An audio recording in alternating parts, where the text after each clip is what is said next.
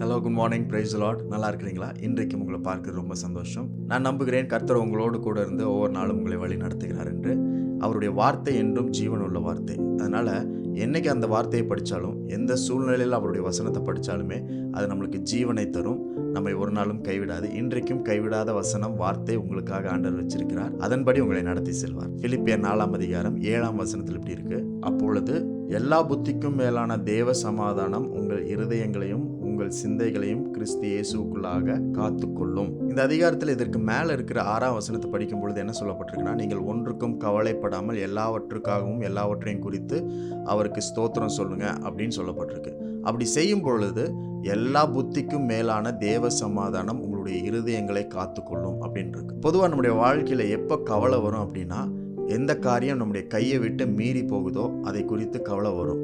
கைக்குள்ள அடங்கி இருக்கிற காரியம் எல்லாம் நம்மளால செய்ய முடியும், நம்முடைய புத்திக்கு எட்டுகிற காரியம் எல்லாவற்றையும் நம்ம செய்யும் பொழுது கவலை வராது. ஏனென்றால் அதுவே நம்மளுடைய இருதயத்துக்கு சமாதானத்தை கொடுத்துரும், எல்லாவற்றையும் நம்மளே செஞ்சு முடிச்சிடலாம் அப்படின்ற ஒரு நம்பிக்கையை தரும். ஆனால் உங்களுடைய புத்தியை தாண்டி, உங்களுடைய அண்டர்ஸ்டாண்டிங்கை தாண்டி நடக்க போகிற காரியத்தை பார்க்கும் பொழுது கவலை வந்துடும். இதை எப்படி ஹேண்டில் பண்ண போகிறோம், எப்படி இது நடக்க போகுது அப்படின்னு சொல்லி ஒரு பெரிய கவலை நம்மளுக்கு முன்பதாக இருக்கும். ஆனால் வார்த்தை சொல்லுகிறது, நீங்கள் கவலைப்படாமல் இருங்க, எல்லாவற்றையும் தேவன் பார்த்து கொள்வார்.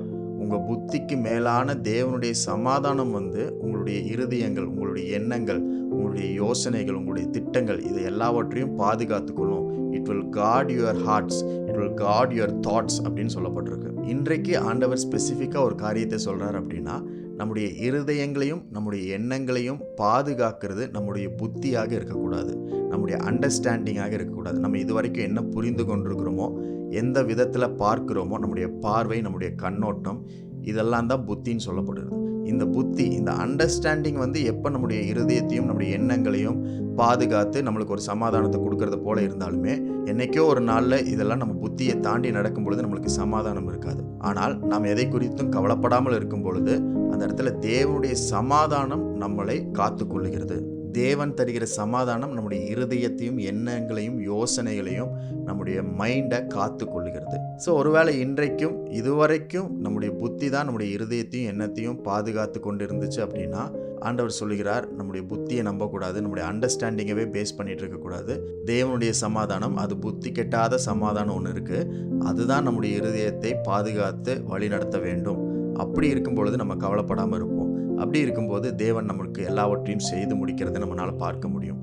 இன்றைக்கும் உங்களுடைய புத்தியை தாண்டி, புத்தியை மீறி இருக்கிற காரியங்களை நினைத்து கவலைப்பட வேண்டாம், யோசிக்க வேண்டாம், சிந்திக்க வேண்டாம். அது தேவன் பார்த்து கொள்வார்.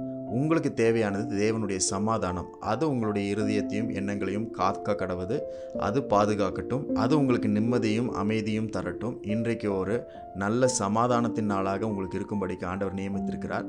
சமாதானத்தோடு இருங்கள். தேவன் எல்லாவற்றையும் பார்த்து கொள்வார். அவரால் கூடாத காரியம் ஒன்றுமில்லை.